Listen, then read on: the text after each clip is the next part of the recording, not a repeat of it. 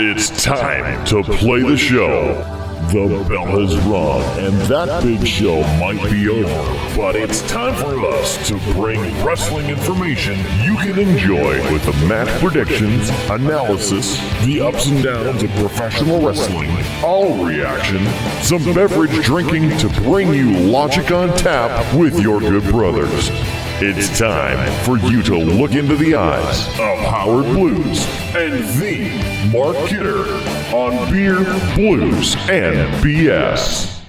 Good evening, ladies and gentlemen, and welcome to a special wrestling review edition of Beer, Blues, BS, the podcast that lets you know that true fans count down from 90 and not just from 10.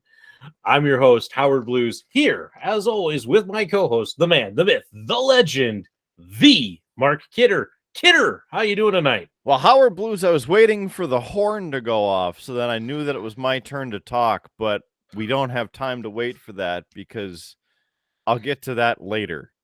So there's a tease for you. What am I talking about? You have no idea, but it's coming up later in this very episode. And you'll be as as ever. So, every journey of every superstar has an origin. You saw it. They've got a destination, and it's this show, Beer, Blues, and BS. Yes! All right, we should probably start to get to drinking, or at least I should, because I have a feeling I'm going to be talking a lot. So, Howard, what do you got on tap?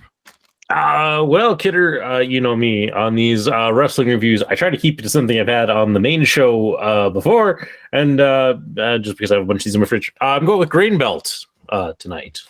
So you've got the Primo. Yeah, just the Primo Grain Belt. You know, America's friendliest beer. Not to be confused with Primo, who then went to sell timeshares in Cuba.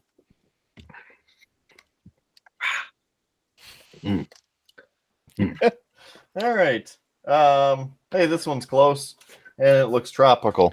I had this on the show as well. It's a Smirnoff Ice Pineapple Lemonade, and I need to get rid of it. So it's not terribly carbonated, thankfully. So I'm going to give this one a go for the show. And no, Mountain Dew Pitch Black did not give us any Mountain Dew Pitch Black, and that's fine because it's black cherry, and that sounds disgusting.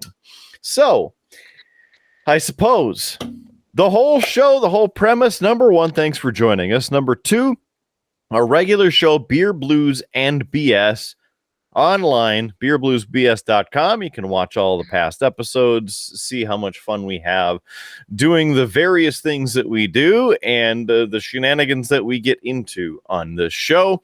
Anything, everything up for grabs with topics. It's Beer, Blues, and BS by name, but anything goes. Not like this show. Royal Rumble. There it is, Royal Rumble. So, thanks for joining us on this wrestling edition. We discuss the pay-per-view or the premium live event, depending on which business you're talking about. And tonight we will be talking premium live event. And you can get a premium t-shirt to go with this premium event at beerbluesbs.com. Click on merch. Great selection of premium t-shirts and premium pint glasses to match this very pint glass Beer, Blues, and BS, which you can win. Howard Blues, we got a contest. How can one of these fine people watching or listening win a triple B pint glass? Well, Kidder, it's actually very simple. 3 easy steps. All you have to do. First, you got to subscribe to our YouTube channel. It's free, costs you nothing, easy to do. Just go hit that button.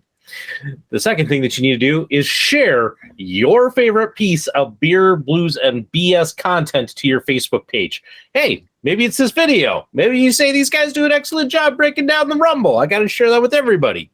Maybe you like to watch myself and our sometimes guest Big D suffered through an impossible music challenge. Hey, that's out there too. You could share that with people. So share your favorite piece of content. And step 3, make sure you tag Beer, Blues, and BS in the post. That way we see that you did it. You do those 3 things, do it here by February 16th, and you will be entered into the drawing that will take place on episode 100.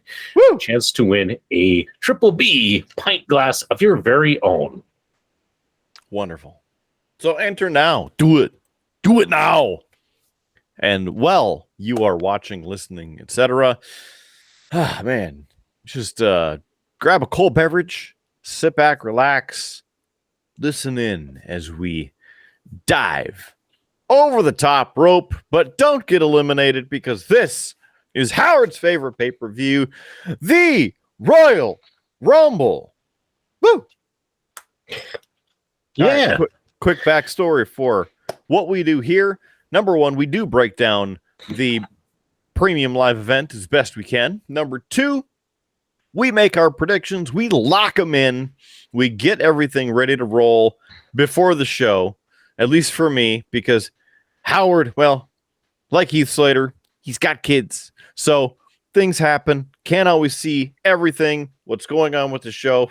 But even if he did, he would lock them in before he even saw anything with it. So tonight, most likely, like every other night, I have made my picks well before the Rumble. They're locked in. Howard's got the digital proof of it with timestamps. I'm going to preview the match, and then Howard is going to make his prediction on the fly. And so they will be then all locked in to digital hell and stuck forever. Mm-hmm. And just in case people are wondering, especially since, Kidder, you threw out that this is my favorite pay-per-view, no, I didn't get to watch it this year because I had to watch the kids, and I would have been too busy chasing the kids around Kidder's place to actually consume the Rumble, so I didn't get to. But until we do this review show, I keep myself off of Facebook, off of YouTube, all of that stuff, so I get no spoilers. I have no knowledge, except for maybe a little bit of research I did beforehand, some some commentary, some things.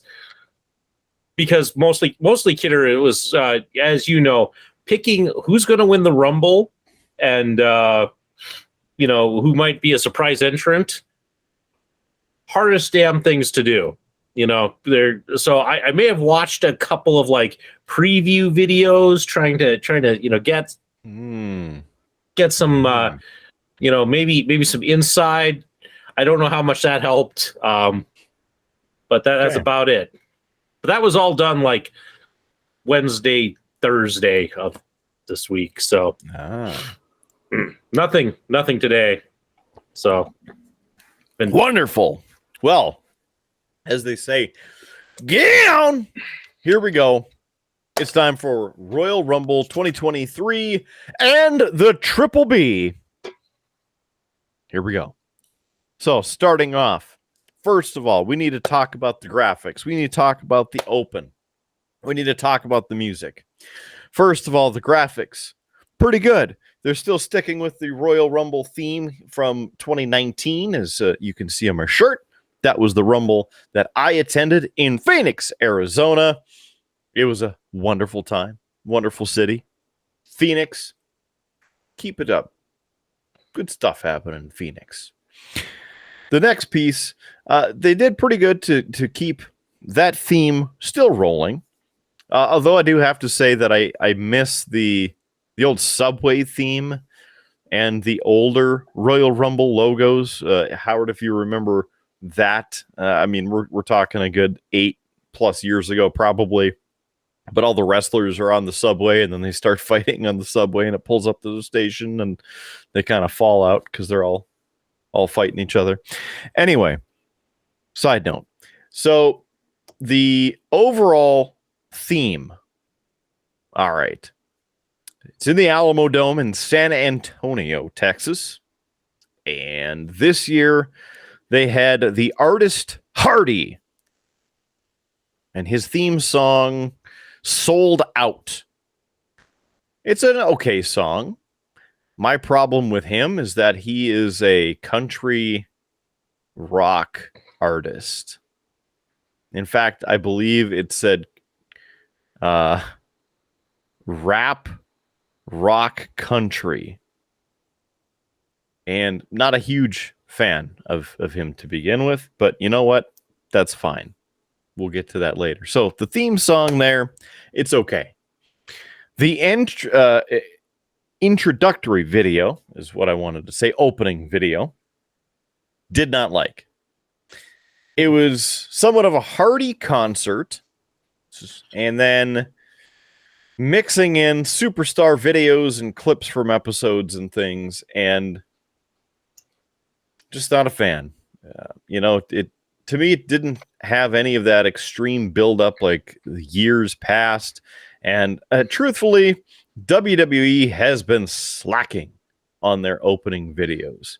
I haven't been like, man, this is like awesome. This is the best opening video I've seen in a while. In years. In fact, Howard, when's the last time I was like, wow, that was a great opening video?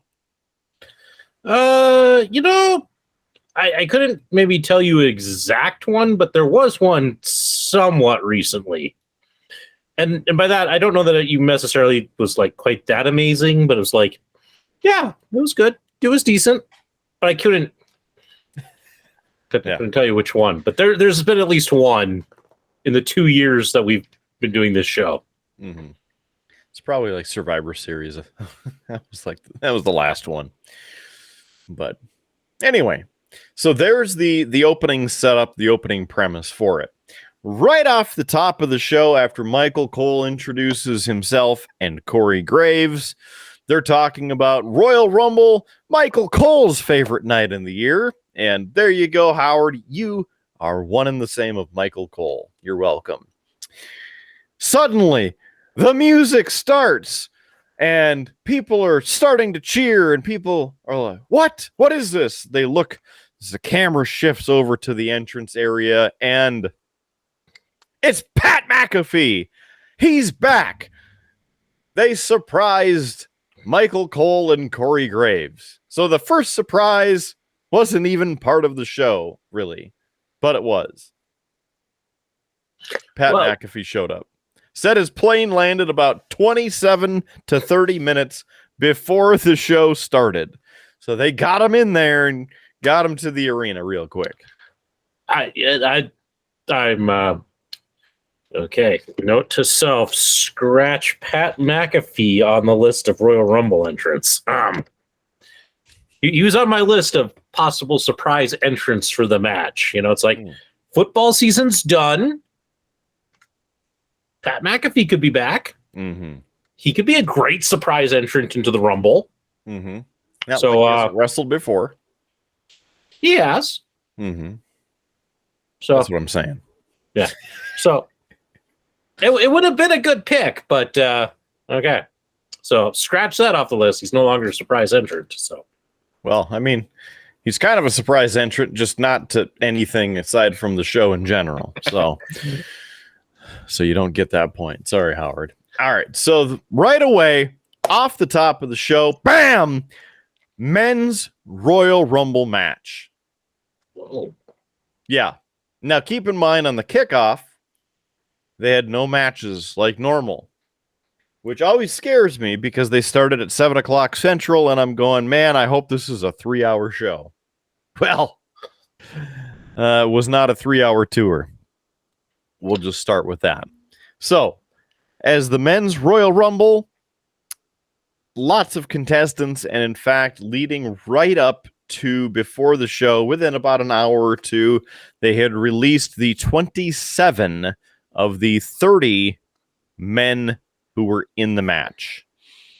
You'll see throughout this, and there's Hardy with Sold Out, the album there, but throughout this, you'll see little vignettes of the superstars in the back picking their number or discovering what number they're entering anyway.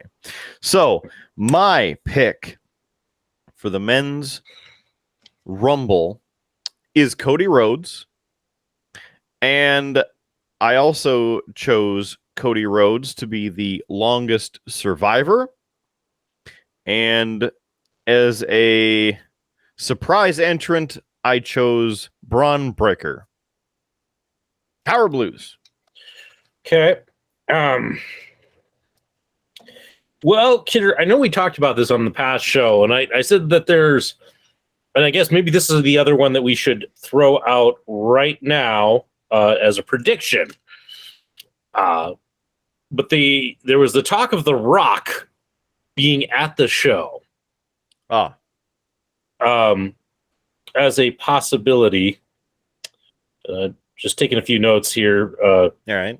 Just because knowing how we do this, I'm going to forget who picked what if I don't. Sure. So just let me ask you this: your prediction on The Rock at the show or not at the show? I can't remember what you chose. I said yes, that he would be in person. Okay. Well, I decided, thanks to my research, that The Rock would not be at the show. That would be my prediction. And because of that, I fell back on who I thought to win it as Cody, because that was the other one. I did for a while think about going with Sami Zayn. The betting odds actually switched this week and had Sami Zayn as the most likely to win the Rumble, and Cody was second. But I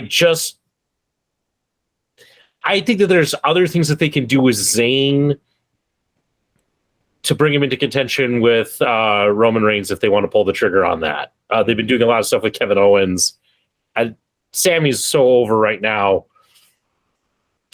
He doesn't need the Rumble. So I'm going with Cody. All right. Longest entrant. Man, Kidder, this is the first time I think we've ever asked that question. And who lasts the longest? Yeah. We've never asked that before, and I have no way of knowing. So I just actually took and came up with just a random name. So I just made a list actually of like who I thought was going to be in the Rumble, because at that point we only had like 7 names. So I made a list, rolled a dice. I got Walter, which I thought was a good pick. So Walter. Yes. Who's Walter? You might know him as Gunther. Oh. But I refused to call him that because he was known by Walter. Sure. Yeah. I figured that's who you're talking about. I just wanted to, Yeah. I don't know. When the whole, like, because originally that Gunther name, they also had a last name to it, and then they found out that they basically picked the name of a Nazi. So I stick to calling him Walter. Sure. And then surprise entrant. Kidder, my thought on this was easy. Let's go. Let's see who who's been out and who's been injured and who might be making a comeback, because I couldn't think of any free agents. And I thought about Big E. Would have been a good choice. But I found a news story from like day before the Rumble where people said, nah, he's in no condition yet. He's making progress, but he's not ready. So I was like, Big E. Randy Orton, he's been out. That would be a great surprise for him to make a comeback. But I couldn't find anything on him. And then there was Matt Riddle, who, with everything, his 6 weeks is up, which makes him eligible to return. So I'm going to go with Matt Riddle as my surprise entrant, because he's been out. It would make sense to be a surprise that he's back. So I should disqualify you because he's with the company as a contract, because Edge was injured and then went to film a movie, and he hasn't been here for like 3 months. Edge was my initial pick. Yes, but that one is a known quantity, like it's known that he could come back. And in fact, he was already scheduled to be on the show against Finn Balor in a Hell in a Cell match, which they ended up scrapping. So the fact that he was like already scheduled for the show kind of dissuades that. Whereas Matt Riddle has been out. He's been attending rehab. Mhm. Who knows if he's through the program and such that he could come back. Probably not. I'm telling you, I really think it's an awful choice, but it was like that or Orton. That was the only names I had. So, sure. But there All you right. go. So, in the Rumble, I'm going to give you the entrance 1 through 30 and then kind of discuss. So, first entrant, Gunther. Second entrant, Sheamus. Number 3, The Miz. Number 4, Kofi Kingston. Number 5, Johnny Wrestling Gargano. Number 6, Xavier Woods. Number 7, Karrion Kross, which an interesting thing, no one has won from the number 7 entrant position. 8, Chad Gable. Sheesh. Number 9, Drew McIntyre. 10, Santos Escobar, who's part of Zelina Vega's faction. Number 11, Angelo Dawkins, bringing the smoke. Number 12, Brock Lesnar. Number 13, Bobby Lashley. Number 14, Baron Corbin. Number 15, Seth Rollins. At 16, it's Dozer himself, Otis. 17, Rey Mysterio. 18, Dominic Mysterio. 19, Walk with Elias. And Ezekiel was nowhere to be seen. Finn Balor at number 20. Sucker Booker T at number 21. Damian Priest at 22. Montez Ford at 23, bringing more smoke. Number 24, Edge, the rated R superstar himself. At 25, Austin Theory. 26, Omos. 27, Braun Strowman. 28, the flippy floppy himself, Ricochet. 29, Logan Paul. And 30, it's my third, Cody Rhodes. So there's your 30 competitors for the Rumble match. So, as we start the match, mentioned Gunther from Imperium is there. Number 1 with Sheamus. They start out the match. They have a real good, one-on-one situation because if you remember from a month or two ago already, they had quite the banger after banger on SmackDown for really the match of the year. As I mentioned, then we had The Miz, Kofi Kingston. First person to be eliminated is The Miz after he got a brogue to the face. So continuing along, Drew McIntyre at number 9. They were cleaning house, and Karrion Kross was eliminated with a boot to the face there. Brock Lesnar, again, came out number 12. This one would have been great to have the number of suplexes because, I usually guess 13 for the number of suplexes. Well, I'm pretty sure that he came in and gave 13 suplexes because there were probably 12, 13 people still in the ring, and he started cleaning house. I'd also like to mention that Baron Corbin was out. Let's see. That was after him, as I mentioned. So Brock Lesnar, Bobby Lashley, and then Baron Corbin. So Lesnar ended up cleaning house, like I mentioned. He eliminated probably 6 different people. And then when Lashley came out, they were fighting each other, got a clothesline. Lesnar was eliminated and lost his mind. Super pissed. Grabbed the card off the top of the announce desk and threw it into the ring. And then was yelling at, people, went over to the steel steps, grabbed the top steel step, came over to the announce desk, and slammed it down on top of the desk. And Pat McAfee had some popcorn there that exploded.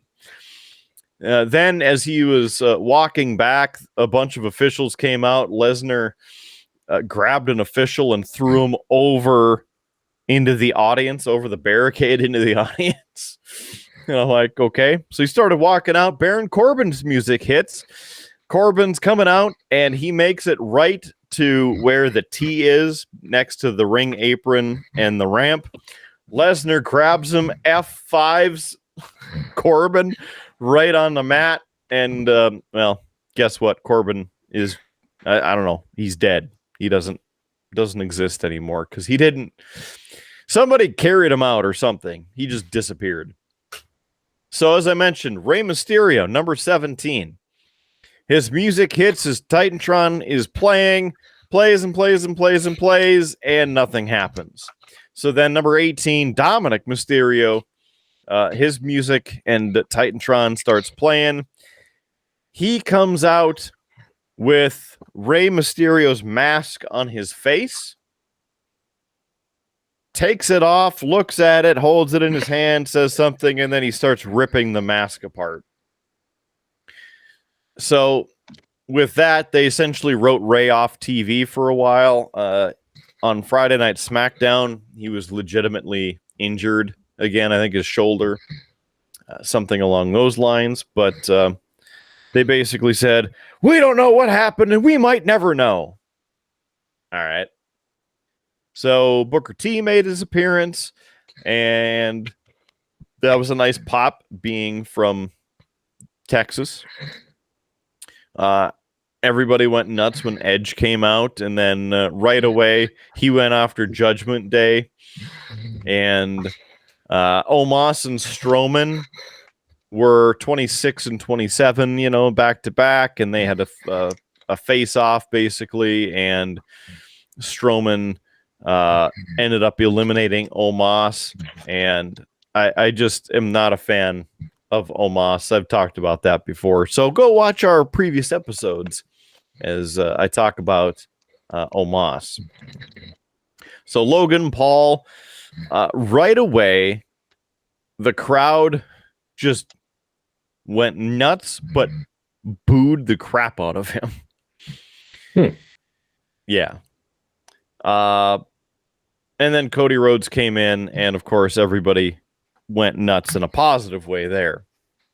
So at one point, Logan Paul was on one side of the ring, holding on to the ropes on the outside, just standing there. And on the opposite side of the ring, Ricochet was standing in the same position.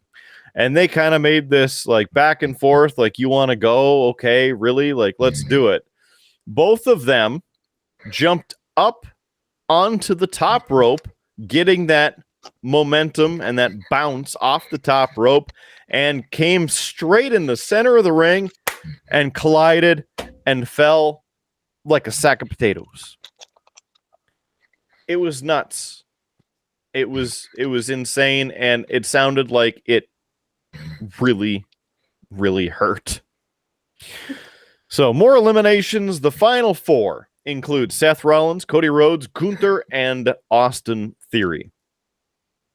Cody Rhodes eliminated Theory with a huge clothesline. Logan Paul was actually never eliminated, and so the fact that it wasn't the final four because he went through one of the middle ropes then became the actual final four. So Cody Rhodes ended up eliminating Logan Paul, threw him over the top rope. So the final two, Gunther and Cody Rhodes.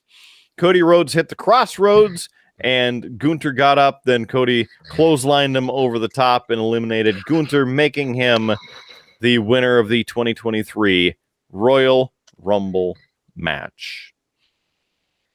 Your winner for the amount of time spent in the ring is Gunther at 1 hour, 11 minutes, and 40 seconds. The match itself was 1 hour, 11 minutes, 42 seconds. There you go.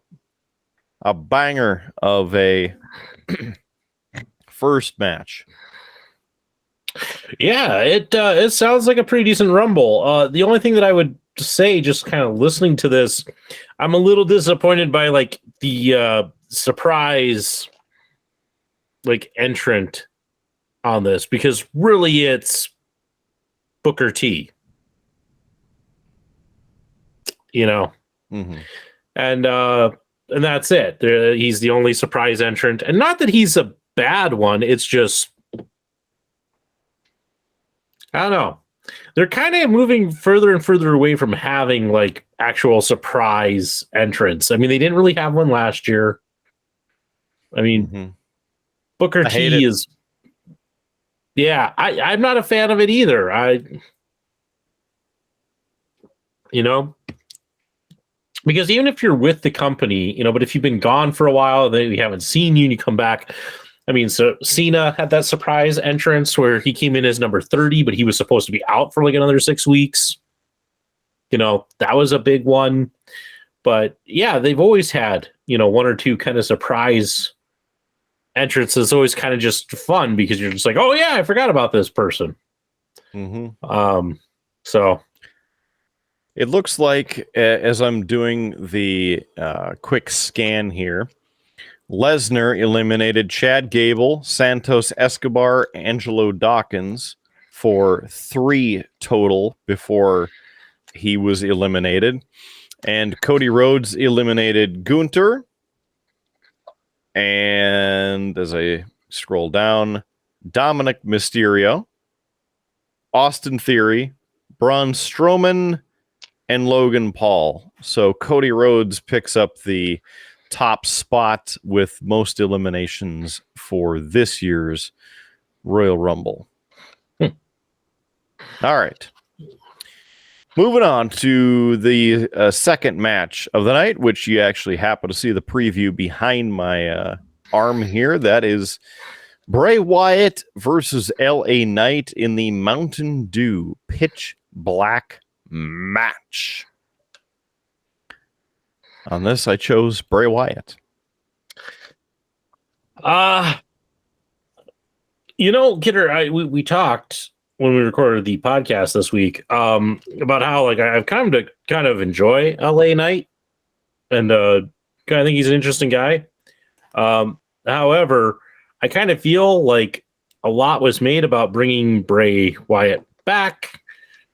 You're probably paying him pretty handsomely to be back. Why have him lose in his return match? So I got to pick Bray. So, all right. This match ended up being 5 minutes, 5 seconds officially. So here we go. LA Knight makes his way to the ring first, and then Bray Wyatt makes his way to the arena. Lights go out, and they have black lights set up, thankfully, because there's no stupid red lighting like The Fiend. So out of this, the ring attire was very interesting because it popped. It was meant to pop, right? Because it's all black lights. So I kind of enjoyed that about it, because you could still see the wrestlers, but they were glowing. So, I mean, it was kind of like Thunder Alley. But cool.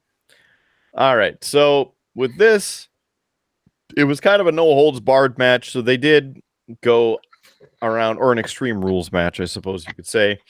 So they were around the ring, in and out, and doing what they could to use some weapons and this and that. So Knight ended up making his way out of the ring. Wyatt followed him, getting his feet tangled up. Knight jumped on Wyatt, crashed through the announce desk. So the announce table exploded, and the production team put a bunch of confetti stuffed into the commentator's desk. So when it blew up, all of this confetti came shooting out and, gave a light pop because it was all glow in the dark, right? It was kind of cool and kind of dumb at the same time, because you could tell that they knew that was going to happen, because Why is it in there?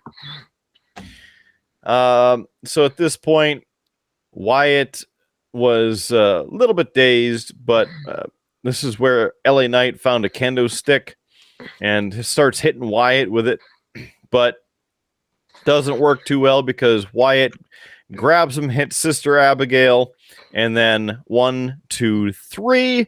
The match officially over, 5 minutes, 5 seconds, with Bray Wyatt picking up the victory. So right afterward, Wyatt ends up stalking LA Knight all the way to the back corner of the area, ends up still getting hit with this kendo stick.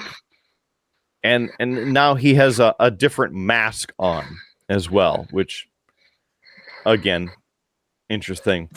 So suddenly they're in this area that's, a raised platform, and the camera angles just such so you see Uncle Howdy up top. And LA Knight's laying on the floor. And Bray Wyatt standing over him. And Uncle Howdy does this huge backdrop off of the ledge and completely misses LA Knight.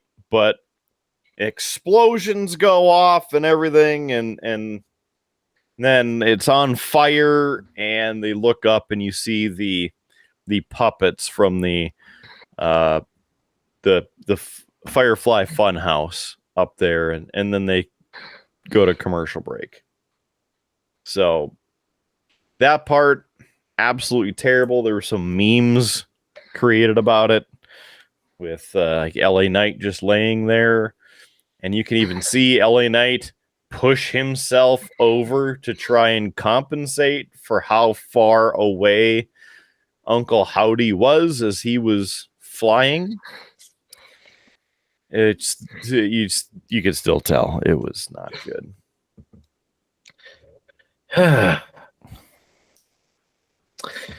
This is disappointing to hear, Kidder. I keep wanting them to just do something good with Bray Wyatt, and this just sounds like this was garbage. Yep. That's correct. That's for as big as they kind of were making this, because originally this match, like between them, was supposed to happen on like a random SmackDown.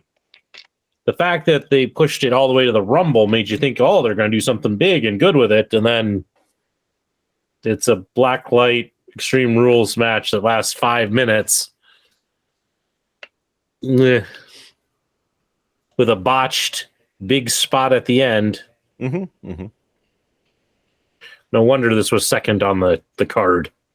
Mm-hmm. Yeah. And I believe Michael P.S. Hayes was the producer for this. Or no. It was Abyss. I stand corrected. I was going to say, most of the time when it's been these kind of hardcore matches, Abyss tends to be the producer on them. Mm-hmm. But this, all right, yeah. Third match on the card for Royal Rumble is the WWE Raw Women's Championship match with Bianca Belair and Alexa Bliss. Now, with this, I went out on a blissful limb and chose Alexa. Jacob, your thought? I was going to go with Bianca. I like Alexa Bliss, but I think with the stuff that they're gearing up with the Wyatt family, I just don't think that they're going to want to put the title on her right now. So I'm going to stick with Bianca. All right. So Alexa Bliss makes her way to the ring first because she's the challenger.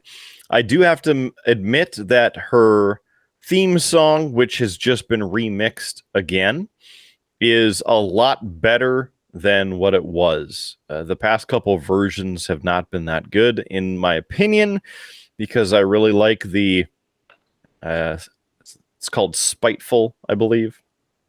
That one's just really, really good. and they haven't matched that level of fun yet. So there's that. So when we start out, Alexa Bliss starts the match. Bianca Belair really can't get any momentum. Alexa Bliss is all over her. She goes for the cover early, but Bianca kicks out. And as Bliss was talking to Belair in an attempt to get into her head, Bliss kept using Belair's ponytail to gain an advantage, but the tables then turned as Bianca started to impose her size, strength, and athleticism on Bliss, that is. So Belair ends up hitting a moonsault from the top rope and goes to try and pin Bliss, but she kicks out. Nice counter move here. Bliss gets the DDT and covers Belair, but not able to get the 3 count. So Bliss in control again at this point, not letting Belair get the momentum. Out of nowhere, Belair hits the KOD, covers Bliss for a 1-2-3. Bianca retains the Raw Women's Championship. Another match that is only 7 minutes, 35 seconds. I was somewhat hoping that Uncle Howdy or somebody would pop up from the dead and come out and, I don't know, interfere in some way or without actually interfering. But that obviously, as I just mentioned, did not happen. So Bianca Belair retains the Raw Women's Championship. After Bianca is leaving and she is on her way out on the quote-unquote ramp, because they didn't have an actual ramp. It was a weird setup again where there's this long walkway to the back. And so she's standing there holding the title up, and a video plays on all the monitors, kind of like this. Actually, it's a lot of that footage all over again, taunting Alexa Bliss, just like what you saw in the background there. And so they're still pushing that, even though I think that's very annoying because she doesn't need to be in that stable. Yeah, this sounds like another disappointing match with not a lot to it. I'm really wondering, Kidder, how is it that this pay-per-view went 4 hours? You know, because... Well, we started it off with an hour and 11 minutes. We still have the women's match, and now we're, 13 minutes in past the men's match. And, well, look at this. The women's Royal Rumble match happens to be the next one on the card. Oh, boy. So for this, in my picks, as I look once again, I picked Rhea Ripley to win it all. I chose Becky Lynch to be the longest remaining entrant. And then initially I chose Beth Phoenix.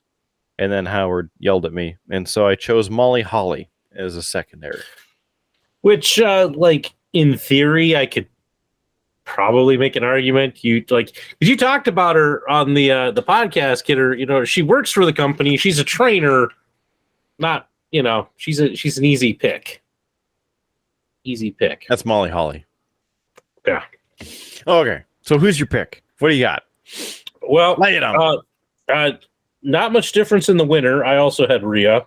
I think she's just, out of anybody who's in the title picture, I feel like she's the only one who's in part of an interesting storyline and has something going for her that wasn't like Bliss, who was just in a match. Longest, I had no flipping clue, so I did the same thing.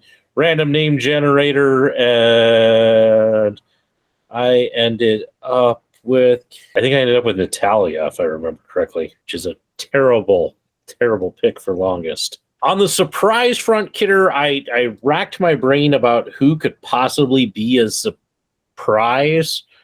I even watched a video about everybody who had been let go from the company and where are they now.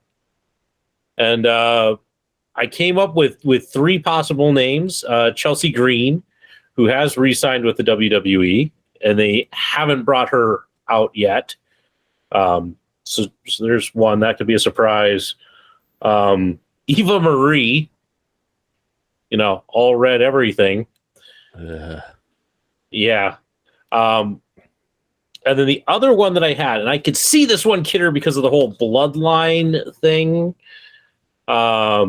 It's because there's talk about some of the other members of that family. Like I think Solo's got a brother who's just started his wrestling training who could join in on the bloodline. But there is another member, and she's been there before. She's not wrestling for anybody else. So I have Nia Jax down as a surprise. Okay. Because I can see that giving them a female to then you could have Bloodline versus Judgment Day and actually have women competing in part of that. So that's what I got. All right. Well, here we go. This match is 1 hour, 1 minute, and 8 seconds. So your entrance. And by the way, the men's match, 28 official people entered the match, which I think is annoying.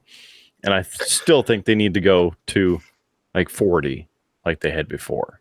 So, number 1, Rhea Ripley. Number 2, Liv Morgan. Number 3, Dana Brooke. Number 4, Emma. Number 5, Shayna Baszler. Number 6, without her wild, wacky, waving, inflatable, flailing arm tube men, Bayley. Number 7, B-Fab of the Unfabulous, Hit Row. Number 8, Roxanne Perez.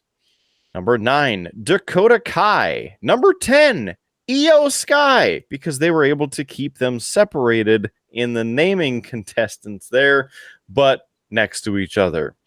Number 11, Natalia. Number 12, Candice LeRae. Number 13, Zoe Stark. Number 14, Xia Li. Number 15, Becky Lynch. Number 16, Tegan Knox. Number 17, Asuka. Number 18, Piper Niven, who you may remember as Dewdrop. Number 19, Tamina, because nobody meaner than Tamina. Number 20, Chelsea Green. Number 21, Zelina Vega. Number 22, Raquel Gonzalez. Rodriguez. Number 23, Mishin. The joke there is that she's Mia Yim, but they were trying to rename her Mishin, and then they have called her Mishin Mia Yim, and that's her nickname that she's always had, but it's still just Mishin, but Mia Yim. 24, Lacey Evans. Number 25, Michelle McCool. Number 26, Indy Hartwell. Number 27, Sonya Deville. Number 28, Shotzi with the tank and all. Number 29, Nikki Cross. And number 30, Nia Jax. So, Rhea out first. Liv Morgan out second. They start going at it, but of course, don't give Liv Morgan a real chance to get any momentum. Now, the women's match, I did not like. As part of this, the action was in waves, right? You get a little boost here and a little boost there. But it still wasn't good. For several reasons. Number 1, Nia Jax. And I'll get to that. But just how everything was played out. Whatever. So with Roxanne Perez, she's the current NXT champion, and she's also from San Antonio. So that was a pretty good pop for the people in San Antonio. But of course, when she got thrown from the ring, people were pissed. Damage Control came in and they were laying waste to people. Of course, started eliminating people. Natalia actually had a nice pop as well, and she came to the ring essentially dressed as her dad and their team from back in the day, as this is the 35th Royal Rumble. Let's see. So Shayna Baszler was there. Natalia tried clearing house until she got hit from behind by Shayna. Damage Control continued eliminating people, but Becky Lynch came in at 15, challenged them. And then Asuka at 17 was a big push at that point, because Asuka, not only did she come out to the ring, but she had this big mask on so you couldn't see her face until she got right to the ring, takes the mask off, and it's Juggalo Asuka. It's she's been listening to some ICP before the match. No, it's her other persona, like the evil Asuka. Howard, you may have the actual name of what she used to be known as. Okay, well, apparently she's world known, and I can't remember it off the top of my head. So, Piper Niven, another person who doesn't need to be with the company. When she came into the ring, she was yelling at people and went face to face with Tamina. And it was supposed to be a big moment, but I was more pissed that she's there again. At this point, Bayley ended up eliminating Becky Lynch, and then Liv Morgan was able to eliminate Bayley. So a nice set there that kept things going. Now, the next piece is, as I mentioned, Michelle McCool was an entrant. Earlier in the evening, they showed in the audience, number one, Rock's mom was there. And number two, they showed Michelle McCool and her daughters, and I think her parents or something, sitting in the front row, pretty much behind commentary. So Michelle McCool's music hits, and the camera runs over to her, and she's like, all right. So she hands like some jewelry to her daughter and takes off her whatever zip and ran in and started going at Tamina and was doing a pretty good job. I was like, I've never seen that before. Somebody called from the audience. Like, that was a good spot. So I like that. Yeah, there hasn't been from the audience. There has been from the commentator's desk. They've done that one. Number 30 is coming along. And the other thing is, they were not waiting 90 seconds like they, are supposed to for entrant to entrant. Some of them were more like 45 seconds, and they had another entrant. Like, they were trying to get it moving along because you could tell that it was garbage. And then they screwed up the countdown for number 30. They just started playing Nia Jax's music, and then the countdown clock came up, and then it went away, and then they cut to the entrance area where she came out and was standing, and then you hear the and I'm like, yes, that's right. That was a wrong choice to bring her back. Another reason to not watch wrestling.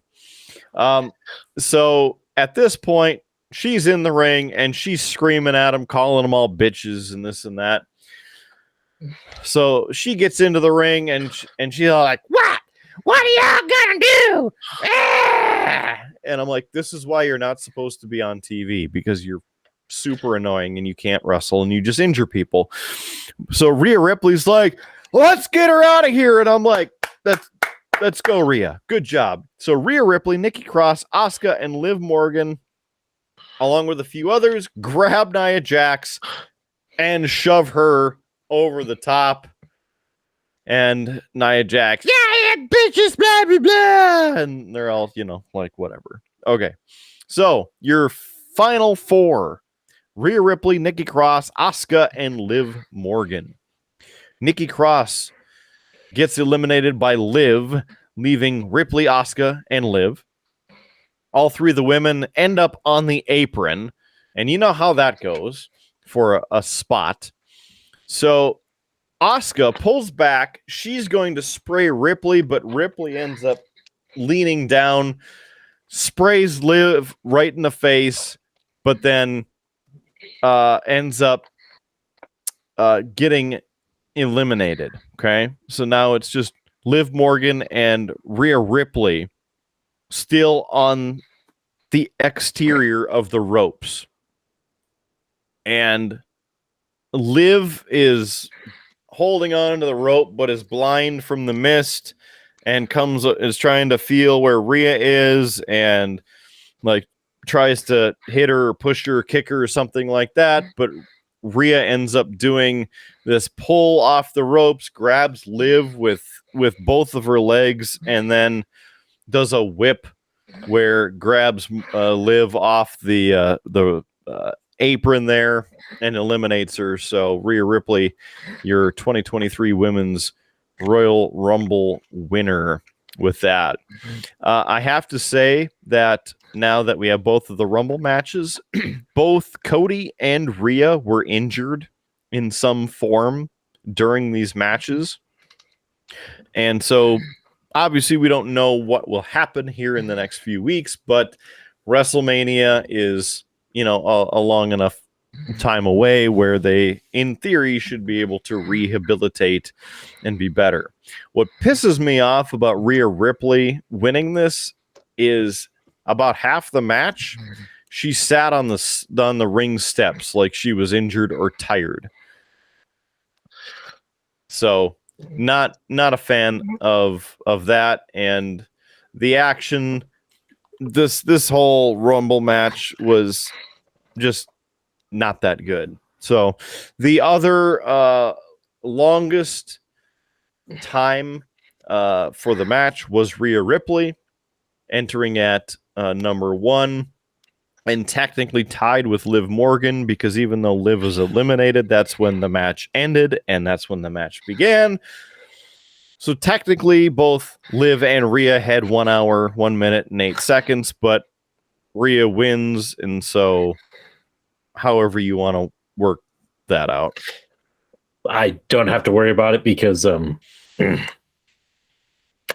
either of us chose Liv or Rhea to be the longest, so no point to either of us. So yeah, I gotta say, Kidder, this does sound like this was a kind of a lackluster Rumble, and I am really sad that my surprise entrant was actually true. I kind of picked that as a that's not going to happen. She was eliminated by Asuka, Lacey Evans, Liv Morgan, Mia Yim, Michelle McCool, Nikki Cross, Piper Niven, Raquel Rodriguez, Rhea Ripley, Shotzi, and Sonya Deville. They all get the point for eliminating her. I mean, I can see again some of the points I made, but that was based off of the 3 names I had, and I would have sworn that Molly Holly would have been in there because that's always a big pop. So I figured you had that as a gimme point. So yeah, not tonight.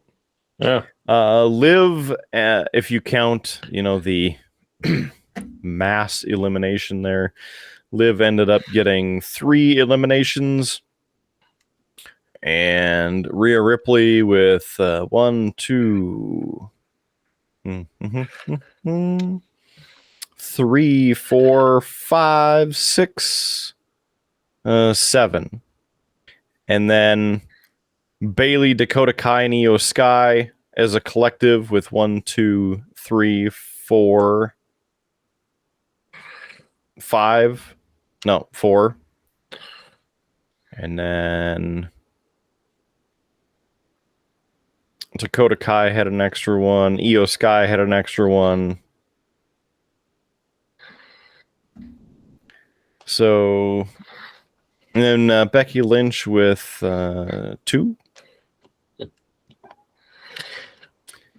Yeah. So either Rhea Ripley or I'd say Rhea Ripley had the most eliminations as well for tonight. Oh, also as a side note, Ripley and Morgan set a new record for the longest time spent in a women's Rumble match, breaking the record set by Bianca Belair at 56 minutes, 52 seconds in the 2021 Royal Rumble. You know, I have just a bit of a problem with that, just because of what you said with them mostly having sat around and not really participating. I mean, the truth about it is, if you're that Iron Man, you got to constantly keep showing up and being part of it, because it's one of those things you need the commentators to be like, oh, so-and-so was in it from the beginning. He's been in it for a total of, 30 minutes at this point. What good is it if it's, you're just sitting there doing nothing and not making yourself part of it. Also, should mention that Gunther set a new record for the longest time spent in a traditional men's Royal Rumble match at 1 hour 11 and 40 seconds, which breaks the record that Rey Mysterio held from the 2006 Royal Rumble at 1 hour 2 minutes 15 seconds. That's pretty impressive. I mean, Rey's had that for a long time, so. But no longer. All right. Now, a musical performance by country music rock singer Hardy singing Sold Out. And they didn't even sing the whole song. Next on the match, Roman Reigns, the WWE Universal Championship. And KO's the opponent there. Sami Zayn required to be at ringside with Roman Reigns and Paul Heyman. For this, I chose Roman Reigns. I mean, look, I would love for KO to walk out with the title, but I don't think it's happening. I got to pick Reigns as well. This match, your main event, 19 minutes, 15 seconds. KO out first. What was funny about it is he ended up hopping up onto the turnbuckle and sitting on top of the turnbuckle because, good Lord, Roman Reigns takes forever to get to the frickin' ring. So Roman Reigns comes out shouting, "I'm going to teach him a lesson tonight." Bell rings, they lock up. Reigns hits Owens with a shoulder block to start the match. Reigns keeps getting the better of Owens while taunting him. Owens then turns the tables, unleashes the offense on Reigns while taking him outside the ring. Owens threw Reigns against the front row barricade and at this point is in control of the match. Reigns took control, though, and slowed it down because, you can't have a Roman Reigns match without taking a nap. Really tried to do what he could to hurt Owens on the apron. Reigns delivered a drive-by on Owens and continued to have his way with him. More of the slow pace continued for, a good 5 minutes, but Owens ended up getting a little momentum, takes some control, hitting hard right and lefts. Then Owens hits a giant frog splash while Reigns is laying on the outside of the ring, and then Owens picks him up, throws him into the ring. Owens hits a frog splash on Reigns while he's in the ring. After going for the pin, that is, Reigns kicks out at 2. So at this point, Reigns is back up KO's going for a move, but Reigns hits a Superman punch reversal. Owens kicks out of the pin there for 2. Reigns continues to try to end the match. Reigns goes for a spear, misses, which leads to him ramming his shoulder into the ring post in the corner because that's never been done. Owens goes up to the top rope, hits a swanton, covers Reigns, kick out at 2. After a few back and forths, Reigns gets another spear on KO, but when he goes to pin KO, well, guess what? KO kicks out at 2. KO gets up, goes for the stunner. Reigns blocks it, pushed into the referee. Owens gets the pop-up power bomb, goes for the pin. 1, 2, 3, 4, 5, 6, 7, 8, 9. Because there's no official, right? Well, he gets up and Owens is frustrated.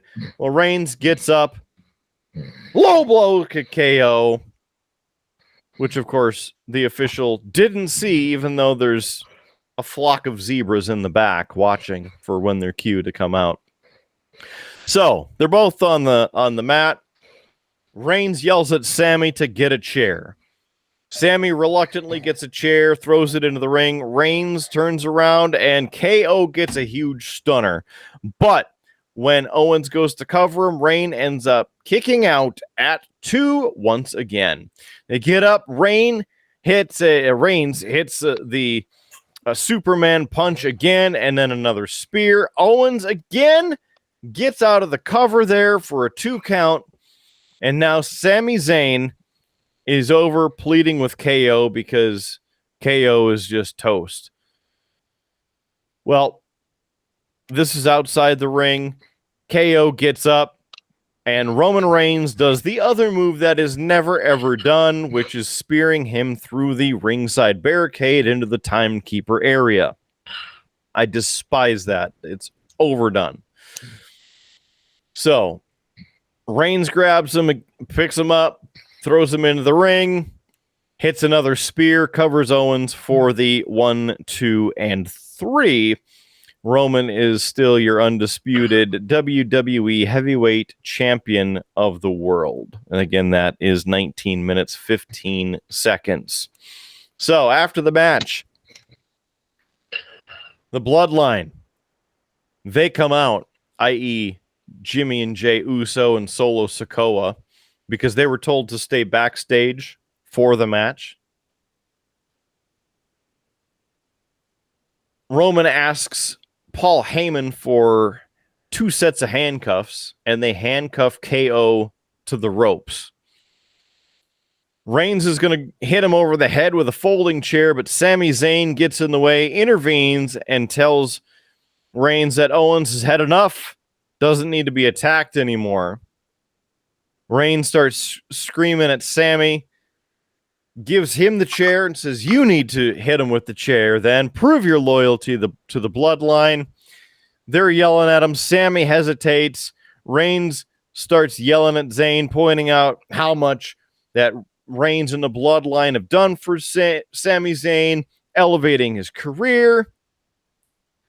Roman turns back around, starts screaming at KO. Sammy starts coming in with the chair, and instead of hitting KO, bam! He hits Roman with the chair, and the whole Bloodline in shock.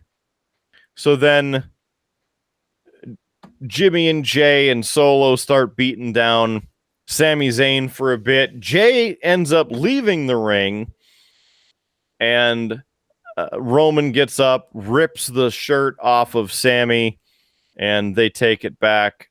Jey walked out first in disbelief as to what happened, and then Solo Sikoa and Roman, Paul Heyman, and of course Jimmy Uso go over to the entrance aisle while Owens and KO and Sami Zayn are still in the ring, laying there toast as they put up the copyright, and that's all, folks. They actually did a recap video, though, so I'm happy about that because I've always liked the quick recap video at the end of the show. Yeah, it's showing you what you just watched, but you know what? Sometimes you forget or you fall asleep. Yeah.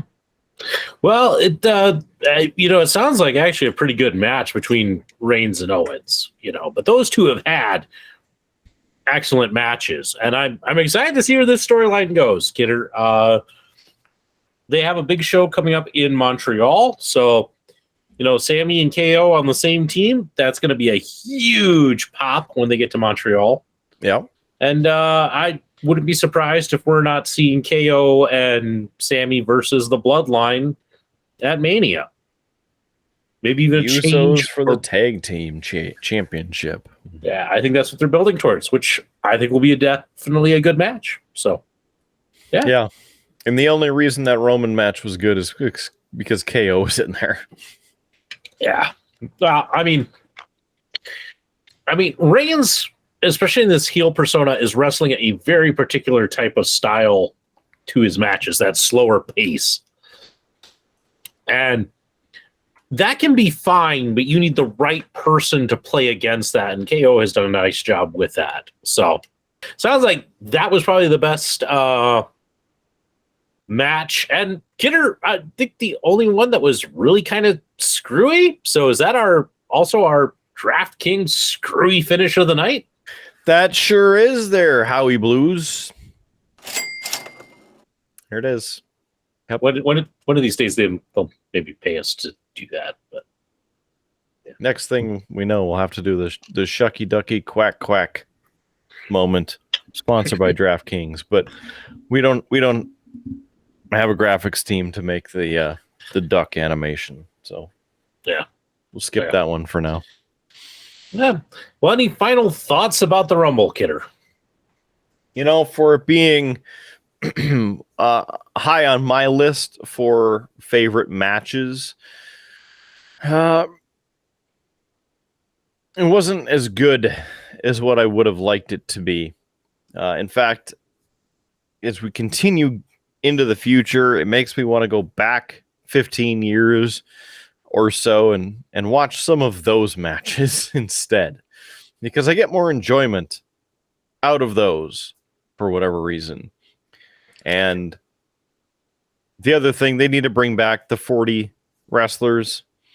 You don't have to make it longer because you can still eliminate people, keep the momentum. Otherwise, it just drags on.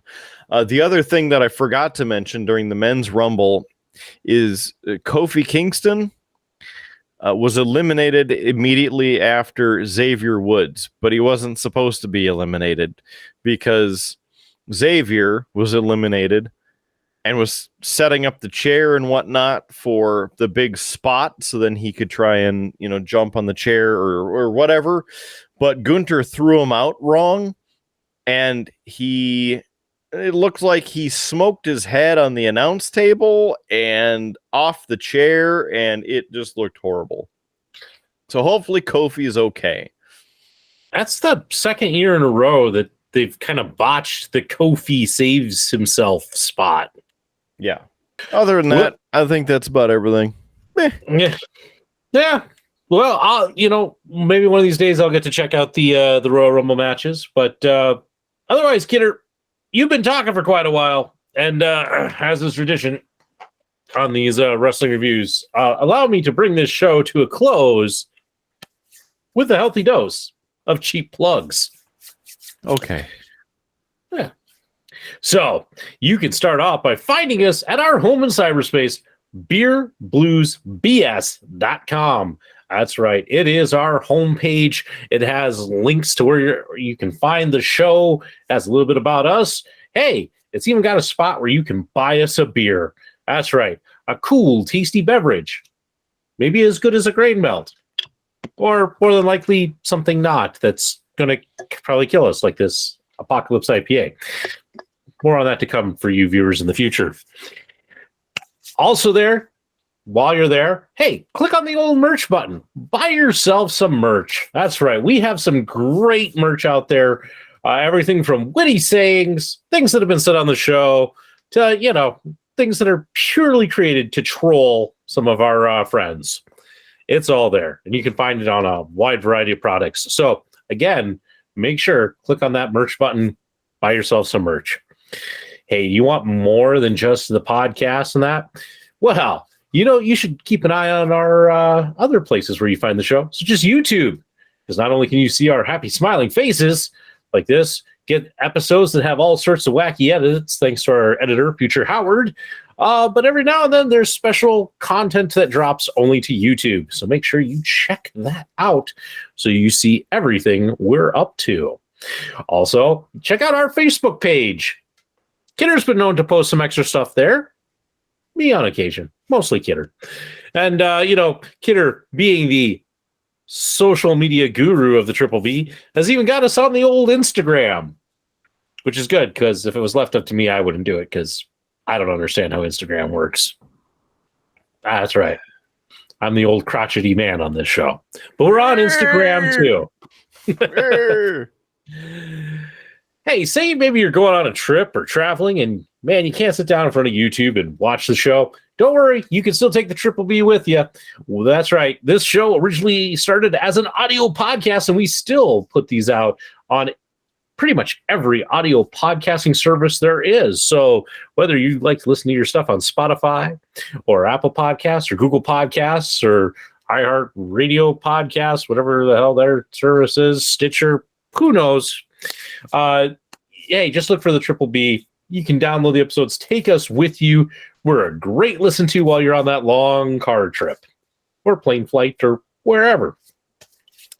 And hey, maybe you're on that trip and you don't want to listen to some talking. You just want to jam to some tunes. Well, my buddy, the good old Mark Kidder there, he's got a playlist over on Spotify. It's the Killer Kidder Show with so much curated music that, it'll last you for like months, man. It's a lot, and it's all hand chosen by Kidder himself. If it's on there, Kidder's rocking to it. So make sure you check that out as well. It's up to 460 hours and 38 minutes. That's an awful lot of music. It feels about as long as some of these matches went tonight. And with that, hey, that gentleman on the other end, he is the man, the myth, the legend, the Mark Kidder. I'm Howard Blues. And, keep your beer glass at least half full. Free beer tomorrow. And, whenever that buzzer goes off, you'll catch us down that old Tuscon highway. Night, everybody. You have been listening to a UA production of Beer, Blues, and BS. If you enjoyed the show, help others find out about it by rating the show or leaving a review at your podcast listening service of choice. Thanks for listening, and may your glass never be empty.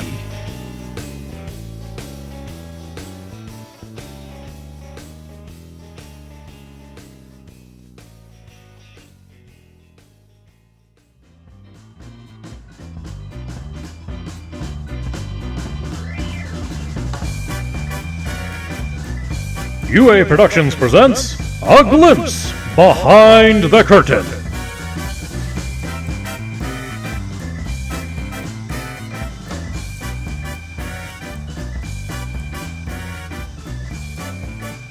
Pretty quickly. You know what? I didn't almost say quicker than the men's match, or almost quicker than the women's match. Yeah. Kidder, the one thing I realized we didn't say in the body of the show, and I'm going to say it now, and then I'll put it in like a behind the curtain. For the audience, they've been able to see the scoreboard, but I think you probably have this figured out. You came in second place tonight with 4 correct. I was the big winner. I surprisingly had 7 correct. I got lucky. I got real lucky. I don't think I've ever done that well on the Rumble predictions. Ever. Don't worry. Backlash is coming up again soon, so I can... Or wait, was that Extreme Rules? Which one was that I aced? I forget which one. I'd have to go back and look, but Well, whatever it is, it's coming up again. yeah, Unless they got rid of it, which wouldn't be. yeah. But you have aced one before. I haven't. I just got lucky. I just sheer dumb luck on some of those, like the Walter pick. And the Nia Jax one.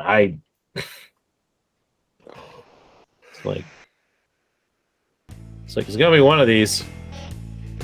I heard the I'm a monster, and I went, oh, for